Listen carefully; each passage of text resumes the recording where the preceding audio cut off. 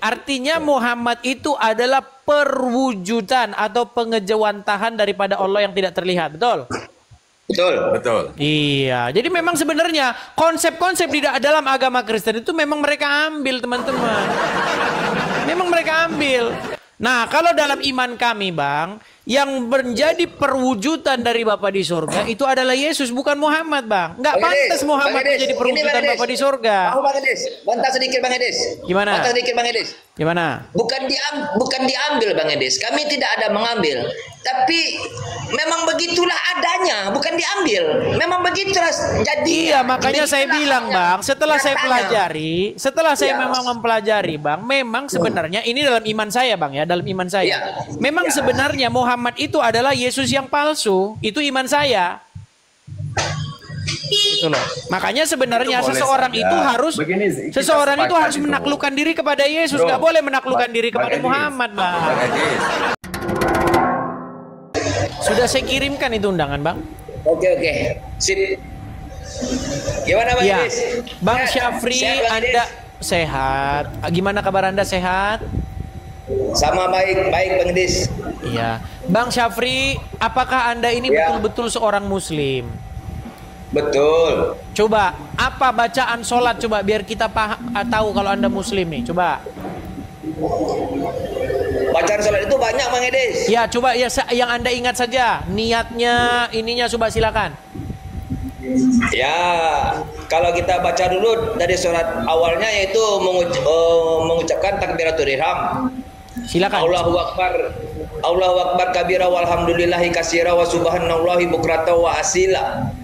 Lalu langsung dilanjutkan dengan iftitah. Ini wajhatu wajhiya lillazi fataras samawati wal ard anifa muslima wa ma ana minal musyrikin. Oke, baik, sah ya, muslim ya, muslim. Ya. Oke, Bang Syafri. Ya. Kemarin kita sudah ngobrol-ngobrol nih. Anda sudah sadar, Anda sudah mengetahui bahwa Muhammad itu adalah Tuhan atau Robnya umat Islam yang harus wajib dijadikan Tuhan atau Rob. Ini bagaimana Anda menyadarkan saudara-saudara Muslim Anda ini? Begini Bang Edis, saya juga tidak munafik ini. Bagaimana kita untuk memberi pemahaman kepada mereka, karena mereka sendiri pun tidak. Kadang-kadang ada yang belajar, ada yang tidak. Mungkin bagi yang sudah belajar, mungkin memahami. Nah, begitu Bang Edis.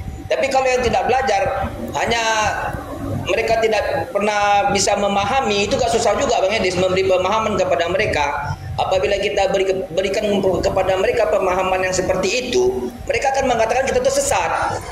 Itu aja. Oke, itu jadi Anda sudah mengakui bahwa agama Islam itu adalah agama yang mempertuhan Muhammad? Kalau saya pribadi Bang Edis, memang Muhammad itu roh bagi saya gitu. Kalau saya pribadi. Aduh. Tolong Cenda. Iya, bagaimana supaya umat Muslim itu sadar bahwa Muhammad itu adalah Robnya umat Islam? Iya, saya sendiri begini Bang Edis, nggak bisa kita memberikan pemahaman kepada mereka, karena mereka kadang-kadang ada yang belajar, ada yang tidak. Bagi yang telah belajar mungkin bisa memahami. Kalau saya pribadi, kalau memberi pemahaman seperti itu kepada mereka, mereka tidak akan bisa sinkron dengan apa yang kita katakan. Itu masalahnya Bang Edis. Karena apa? Seperti Bang Edis katakan tadi, karena mereka itu belum mengerti apa itu definisinya Tuhan. Nah, iya kan? Sementara kalau kita yang mengerti, definisi Tuhan itu adalah yang membuat diri kita ini takluk dan berserah diri kepadanya, dan apa suruhannya wajib kita lakukan, itu definisinya, kan begitu? Betul. Kita tunduk menghambakan diri kepadanya, begitu kan Bang Edis? Oke. Tapi Anda sudah setuju bahwa Islam itu menghambakan diri, menaklukkan diri, membuat dirinya tunduk patuh kepada seorang manusia yang bernama Muhammad? Oh begini Bang Edis, kalau saya pemahaman saya, kalau saya memahami, saya tunduk kepada Muhammad itu, Muhammad bukan yang menjadi manusia gitu. Jadi sama dengan seperti Bang Edis mengatakan Yesus adalah firman. Kalau saya mempelajari Muhammad itu firman juga gitu Bang Edis. Nah masalahnya tidak tertulis Bang bahwa Muhammad itu adalah firman yang nuzul menjadi manusia. Jadi mungkin saya juga heran kenapa tidak tertulis gitu Bang Edis. Jadi nah itu dia. Ya,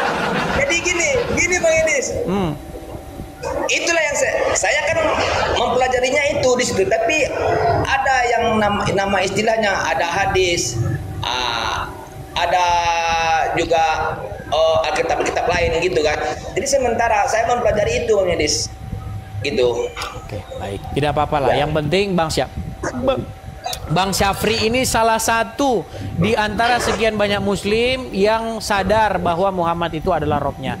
Ini ada pengakuan juga, bahkan ini orangnya APII, orangnya Zuma, itu mengakui loh bahwa Muhammad itu adalah Robnya. Itu namanya Daman Al-Mantiki. Karena dia itu ahli mantiknya APII. Jadi APII, organisasi APII, itu punya ahli-ahli mantik. Nah, ahli mantiknya itu salah satu. Saya nonton itu, Bang Edis. Waktu nonton saya. Dia sudah mengakui Muhammad itu Rob, tapi dia malah disidang itu. Betul. Ada yang naik sebagai Lona namanya waktu itu, dia debat di sidang. Sampai saya mau naik itu dia blok sama dia, saya nggak bisa naik. Iya. Makanya saya kan dari tasawuf, Bang Edis. Jadi kalau orang tasawuf ya gimana namanya ya? Mungkin bisa memahami bagaimana Kristen dan bagaimana saya gitu kan. Tidak semuanya yang bisa memahami begitu. Karena apa? Saya pelajari itu. Gitu loh. Oke. Tapi gimana dengan tawaran saya nih? Bang Syafri kan sudah mengakui bahwa Muhammad itu Tuhan. Bagaimana kalau tawaran saya supaya Anda ganti Tuhan Anda itu, jangan Muhammad tapi Yesus, gimana? Begini, Bang Edis. Tanpa Bang Edis suruh juga. Ibaratnya gimana ya? Saya mengakui si Yesus itu adalah Roh Kudus. Maksudnya kita di hidup jasad ini kan punya ada 4, Bang Edis. Ada roh, ada jiwa, ada nyawa, yaitu ada nafas. Kan gitu, Bang Edis. Jadi yang disebutkan dengan roh itu yaitu Rohul Kudus tadi, sama dengan Bang Edis. Bagaimana ya, maksudnya gini, Bang, kenapa Abang tidak ganti Tuhan Anda yang kepadanya Anda takluk, yang kepadanya Anda mengikuti? Kenapa Anda tidak ganti dari Muhammad ke Yesus gitu loh? Bukan begitu, Bang Wis. Kalau prinsip saya tanpa Bang Edi suruh juga, bahwasanya Roh Kudus itu sudah ada dalam tubuh saya. Bagaimana sih mau mengganti? Tidak bisa diganti. Jadi kalau Roh Kudus, kalau Roh Tuhan ada di hati seseorang, tinggal di hati seseorang, mengendalikan hidupnya. Nggak mungkin dikendalikan untuk pergi ke Arab cium batu. Sebenarnya gini, Bang Edis. Di situ banyak pemahaman yang tidak banyak orang yang tidak paham di situ. Sebenarnya bukan mencium batu. Jadi gini, Bang Edis. Bang. Di saat kita coba pergi ini ya. Coba ini benar. Kita terus terang, Bang. Kita terus terang dulu, Bang Syafri. Ini mencium-cium batu nggak, Bang? Iya, benar. Benar. Menurut Anda yang memimpin dia, yang mengendalikan orang ini, yang botak ini, mencium batu ini, Roh Kudus atau rohnya Allah? Maksudnya, Bang Edis, gimana? Saya ulangi pelan-pelan ya. Yang membuat orang ini pergi beli tiket pesawat, naik pesawat sampai ke Arab, mencium-ciumi sebongkah batu ini, yang membuat dia seperti itu adalah Roh Kudus, ya? Atau roh yang lain? Bukan, itu yang membuat jiwanya, Bang Edis. Roh nggak ada bukan roh itu yang menyuruh dia, jiwanya yang menyuruh dia. Oke, maksudnya jiwanya diperintahkan siapa ini untuk mencium batu ini? Nah, ya kan kehendak jiwanya, Bang Edis. Gini, Bang Edis. Gini. Saya beri pemahaman. Jadi kita ini, Bang Edis, sebelum kita berangkat haji itu kan adalah rukun Islam yang kelima. Rukun Islam yang kelima itu bagi kita yang mampu. Enggak, maksudku gini, Bang Syafri. Sedikit, Bang Syafri, mohon maaf nih saya potong sedikit. Gini, Bang Syafri. Tadi kan Bang Syafri saya ajak ganti Tuhan dari Muhammad menjadi Yesus. Nah, Bang Syafri bilang, oh enggak, saya ini justru saya sudah mempertuhan Roh Kudus, karena Roh Kudus sudah tinggal di hati saya, kan Bang Syafri bilang begitu. Nah, seandainya Roh Kudus tinggal di hatimu, tidak mungkin nanti Anda berangkat ke Arab mencium-cium batu begini, Bang. Itu bukan Roh Kudus, kan, Bang. Enggak mungkin itu Roh Kudus. Makanya saya bilang, Bang Edis. Karena kita tidak memahami itu apa, ajar aswad itu apa. Kalau kita memahami apa ajar aswad itu yang sesungguhnya, mereka nggak akan buat begitu, karena mereka tidak memahami ajar aswad yang sesungguhnya itu adalah rahim ibu kita. Jadi kita diajarkan di situ. Kalau kita pergi ke Mekah itu, pergi ke Ka'bah itu syariatnya namanya, Bang Edis. Jadi kalau kita yang namanya ajar aswad yang sesungguhnya ada di dalam dirimu, apa itu? rahim ibumu, di saat engkau keluar dari dalam rahim ibumu, itulah yang ngajar Rasul sesungguhnya, yang mengajarkan kita supaya jangan kita melawan kepada orang tua. Itu sebenarnya. Oke, berarti Anda setuju nggak dengan perbuatan orang-orang Islam yang menciumi batu ini? Ya, kalau selagi dia masih menjalankan syariat, saya setuju aja. Itu Bang Ades. Tapi kalau hakikatnya, mereka juga harus tahu hakikatnya itu apa, gitu loh. Tapi gini loh Bang, tapi sebelum Muhammad itu lahir, bukankah orang-orang Quraisy, bukankah mereka para penyembah berhala itu memang sudah tawaf di sini? Iya benar, itulah yang dirubah. Nah makanya saya bilang, kenapa ajaran orang-orang pagan Quraisy itu diambil alih oleh orang Islam dengan modifikasi? Iya, maksudnya gini Bang Edes, disitulah Nabi Muhammad tadi, maaf dulu Bang Edes, Nabi Muhammad yang sesungguhnya itu, yang Nabi itu bukan Muhammad. Muhammad itu adalah gelar. Jadi yang Nabi itu adalah Ahmad bin Abdullah, kan gitu Bang Edes. Jadi si Ahmad bin Abdullah ini ingin menunjukkan, ingin merubah suatu kaum Quraisy supaya mereka tidak menyembah berhala. Makanya dia merubah, menghilangkan berhala di Ka'bah itu tadi, merubah. Tapi ini masih ada nih. Mereka, Bang Edis. Tapi batu hitam masih ada.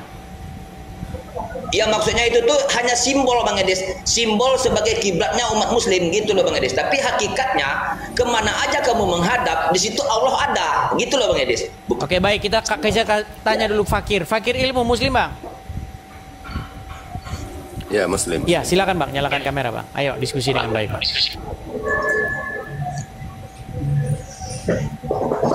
Ya, Bang Fakir ilmu ini Syarif Abang ini itu juga seorang Muslim. Kamera jangan dimatikan Bang.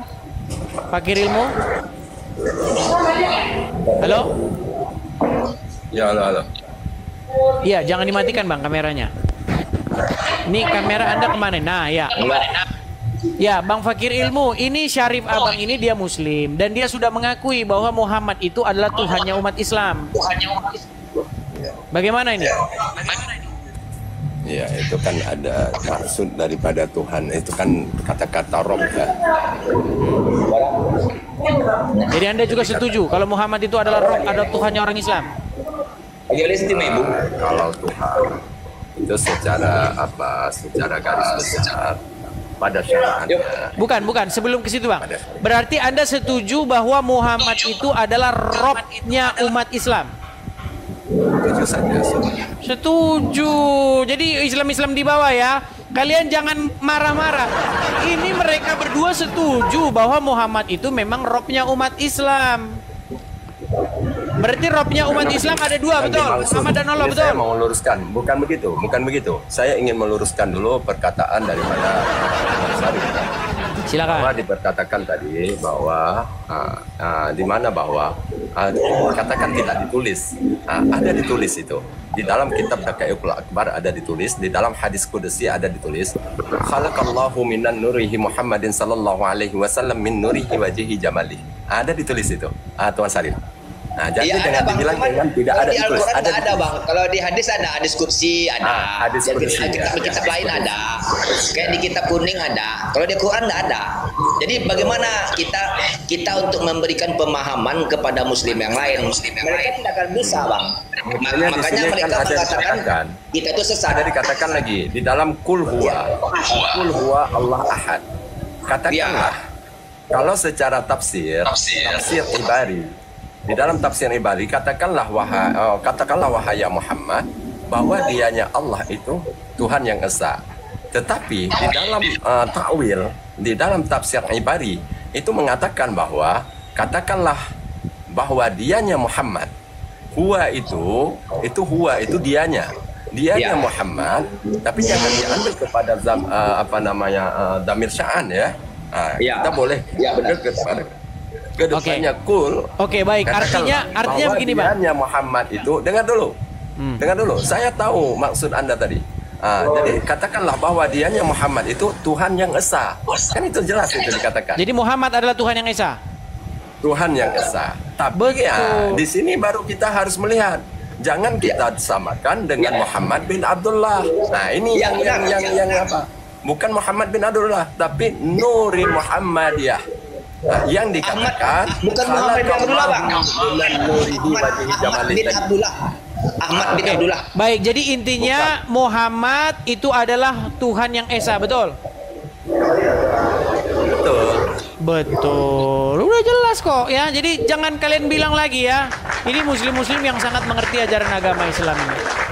Oke Bang, jadi pesan kalian apa nih kepada Islam-Islam yang belum paham itu? Bang Edis, saya ikutin antum kan, Tapi jangan pernah mengajak seperti tadi Tuan Sarif tadi diajak untuk menuhankan Yesus, nggak bisa. Itu nggak bisa. Karena lakum dinukum waliyadin ya. Agamamu ya kamu ya, agama kami untuk kami gitu. Baik, jadi tapi intinya kalian gitu, sudah mengakui jangan sampai didoktrin kami untuk bisa ke agama kalian. Kami tahu juga. Ya. Saya tahu Yohanes, saya tahu Markus, saya tahu Matius, saya baik, tahu. Sekarang sebentar, ini Bang Fakir Ilmu. Apa pesan Anda kepada orang-orang Islam yang belum sadar bahwa Muhammad itu adalah Tuhan kalian? Silakan. Itibul ilmi minal mahdi lalahdi. Itu saja pesan saya. Tuntutlah ilmu dari ayunan sampai ke liang lahat. Udah, itu saja pesan dari saya. Baik. Tuntut ilmu. Jangan pernah kita menyesatkan orang lain, jangan pernah kita mengkafirkan orang lain, jangan pernah kita menuduh orang lain dan memaksakan orang lain untuk berpaham dengan kita dan berpaham dengan paham kita. Oke, artinya Anda mengakui bahwa umat Islam, Tuhannya umat Islam adalah Muhammad, betul? Begini. Ini bukan mengakui begitu. Jadi Allah itu ya kan, zat, sifat, asma, af'al. Ini baru kita jelaskan ya. Biar antum paham juga gitu. Jadi zat, sifat, asma, af'al. Jadi ganti daripada zat, sifat, asma, af'al itu adalah Allah, zat yang esa. Nah, lalu Allah menurunkan, mewakilkan untuk mengajarkan agama ini kepada umat manusia ini, yaitu dikatakan wujud ilmu nur syuhud. Paham itu? Nah, dari zat, sifat, asma, af'al menjadi wujud ilmu nur syuhud. Dari wujud ilmu nur syuhud jadilah saya, ataupun Bang Edis, ataupun Bang Sarif. Nah, Bang Sarif ini tidak lagi dikatakan wujud ilmu nur syuhud, tetapi dikatakan kepada Bang Sarif adalah rahasia nyawa hati tubuh. Kan itu? Nah, lalu ada di dalam Islam dimungkus dengan ilmu namanya. Jadi ilmu itu, pemahaman di dalam ilmu Islam ada namanya syariat, tarekat, hakikat, dan ma'rifat. Nah, ini yang harus didalamin gitu, harus dipahami. Ketika ini dipahami, maka disinilah kita baru dapat menyatakan bahwa la maujud bihaq illallah. Jadi tidak ada selain Allah. Jadi apa yang nampak itu adalah wujudnya Allah, apalagi Muhammad. Jadi Muhammad adalah wujudnya Allah. Alam ini juga Muhammad, alam ini juga dari Muhammad. Ana minallah wa 'allama minni. Itu jelas itu. Jadi Muhammad adalah wujudnya Allah ya. Ya. Jadi Muhammad adalah wujudnya Allah ya. Betul. Zat daripada Muhammad namanya wujud. Pada zat, wujud pada zat, ya, itu pada Muhammad, pada syariat itu namanya wujud. Sudah, artinya sudah ya. Artinya belum habis. Pemahaman ini harus jangan dipelintir nanti. Nah, ini bahaya Bang Edis. Ketika dipelintir, di situ kebahayaan terjadi, gitu loh. Baik. Nah, artinya Muhammad adalah wujud dari Allah, betul? Apa sifat? Nah, sifat itu pada Muhammad namanya ilmu. Kan begitu? Karena Allah itu tidak nampak wujudnya gitu. Tapi wujud Allah itu nyata gitu. Oke, baik Bang. Kita sudah tangkap Bang. Jangan ulang-ulang lagi. Artinya Muhammad itu adalah perwujudan atau pengejawantahan daripada Allah yang tidak terlihat, betul? Betul. Iya. Jadi memang sebenarnya konsep-konsep di dalam agama Kristen itu memang mereka ambil, teman-teman. Memang mereka ambil. Nah, kalau dalam iman kami, Bang, yang menjadi perwujudan dari Bapa di surga itu adalah Yesus, bukan Muhammad, Bang. Nggak pantas Muhammad menjadi perwujudan Bapa di surga. Bang Edis, bantah sedikit Bang Edis. Gimana? Bantah sedikit Bang Edis. Gimana? Bukan diambil Bang Edis. Kami tidak ada mengambil. Tapi memang begitulah adanya, bukan diambil. Memang begitulah jadi. Iya, makanya saya bilang, Bang, setelah saya memang mempelajari, Bang, memang sebenarnya ini dalam iman saya, Bang, ya, dalam iman saya. Memang sebenarnya Muhammad itu adalah Yesus yang palsu. Itu iman saya. Gitu loh. Makanya sebenarnya Itu boleh seseorang saja. itu harus Begini sih, kita seseorang itu sepakat harus itu. menaklukkan diri kepada Yesus, Bro, nggak boleh menaklukkan diri kepada Bang Edis, Muhammad, Bang. Bang Edis, kita sepakat bahwa menurut antum, keimanan antum bahwa Muhammad itu adalah wujud daripada Yesus yang palsu. Oke. Kita sepakat itu. Tetapi jangan dipaksakan, ya kan? Jangan dipaksakan. Apa namanya? Untuk pemahaman kami ini juga demikian gitu loh. Kita tidak bisa untuk memaksakan orang harus demikian, harus sependapat dengan pendapat Anda, itu tidak bisa.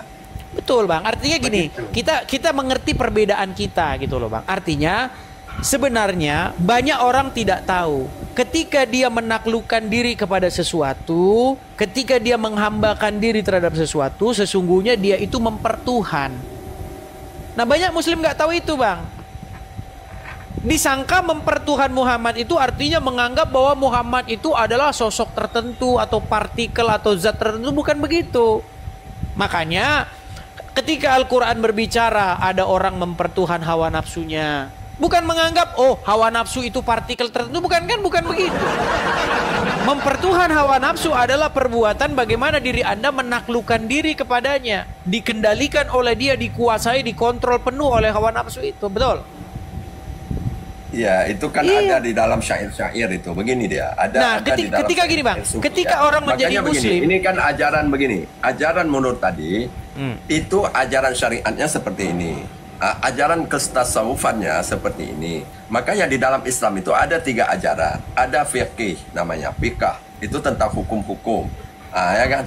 Habis itu ada namanya tasawuf. Ada namanya tauhid. Jadi tauhid itu la maujud bihaqqillallah di sana. Tidak ada Tuhan ya yang berhak disembah melainkan Allah. Kan begitu. Nah, Muhammad ini apa? Muhammad ini untuk mengajarkan kita untuk dapat mentauhidkan Allah. Nah, sementara hakikat Muhammadiyah itu adalah ilahiyah. Itu hakikatnya. Tapi bukan Muhammad bin Abdullah. Begitu loh. Nah, jadi jangan disamakan Muhammad yang dimaksud oleh oleh Ustadz Sarif tadi sama dengan Muhammad yang dimaksud Nur ilahiyah tadi. Oke, berarti Tidak Muhammad bisa. punya konsep duinatur berarti. Ya. Berarti Muhammad punya konsep duinatur, punya sisi keilahian dan punya sisi kemanusiaan. Iya, itu ada namanya sifat nasud dan sifat lahud. Iya, makanya saya bilang sebenarnya Bang agama Anda itu sebenarnya plagiatisme dari agama Kristen. Oh, tidak. Begini, kalau masalah itu kita bisa buka nanti di Yohanes, bisa buka di kitab-kitab Anda lah. Ya Iya, kan? misalnya Kalau di dalam masalah Bang, kita di dalam ambil Injil itu. Yohanes ya Bang ya, pada mulanya adalah dafar atau firman. Logos. Iya, itu kan Yohanes pasal 1 firman, ya. Yohanes 1 firman pasal itu 1, menjadi benar. manusia. Jadi gini Bang. Tidak Dafar, seperti itu. sebentar Bang. Firman yang menjadi manusia itu Yesus, bukan Muhammad Bang. Ini Tidak seperti itu maksudnya, Bro. Bukan seperti Anda maksud. Kalau pemahaman saya ya, ini kan pemahaman antum dengan pemahaman saya, kan begitu. Kita jangan libatkan yang lain di sini dulu. Ya. Pemahaman antum dengan pemahaman saya. Menurut daripada Yohanes pasal 1 ayat 1 itu bukan seperti itu yang dimaksud, bahwa bermula dianya firman itu menjadi manusia, bukan seperti itu. Tapi Allah pertama-tama menciptakan khalaqallahu minan nurihi Muhammadin sallallahu alaihi wasallam. Belum ada Isa, Ahmad itu, Muhammad itu sudah ada. Karena apa? Pertama diciptakan oleh Allah adalah Nur Muhammad. Iya, Dari tapi Nur itu tidak ada Muhammad dalam itulah Quran yang loh Bang. menjadi. Tapi itu nggak ada dalam Ya. Quran. Ada di dalam hadis qudsi. Iya, tapi kan bukan di Quran Bang. Iya, hadis qudsi itu bagian daripada Al-Quran.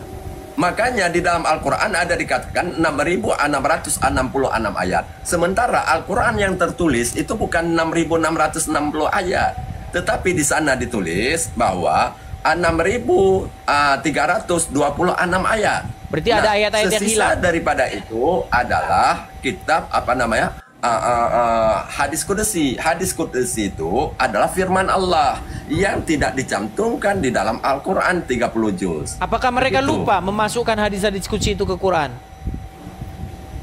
Bukan lupa memasukkan. Karena itu itu kebanyakan di dalam Al-Quran juga begitu. Ada namanya syatahat, ada nama ayat mukammal, ada namanya ayat mutasyabihat. Jadi tidak bisa kita mengartikan dengan secara gamblang. Makanya ketika kita berbicara dengan orang awam, maka berbicara Al-Quran dengan secara tafsir. Tapi ketika kita berbicara dengan orang khawas, bicara Al-Quran adalah dengan cara ta'wil. Begitu. Ketika kita berbicara dengan orang khawasil khawas, maka berbicara Al-Quran itu dengan isyarah. Isyari namanya. Baik, saya tanggapi dulu ya satu persatu ya Bang ya. Jadi intinya Anda menganggap bahwa ada wahyu-wahyu yang tidak dimasukkan ke dalam Al-Quran. Iya, ada. Nah, kenapa itu kok bisa ketinggalan tidak dimasukkan dalam Quran? Bukan ketinggalan, kan sudah saya bilang tadi. Bukan ketinggalan, cuman tidak dimasukkan dikarenakan ketika waktu buat Al-Quran itu kan baru dibuat, bro. Bukan masa Nabi Muhammad dibuat Al-Quran itu. Al-Quran itu dikumpulkan oleh Sayyidina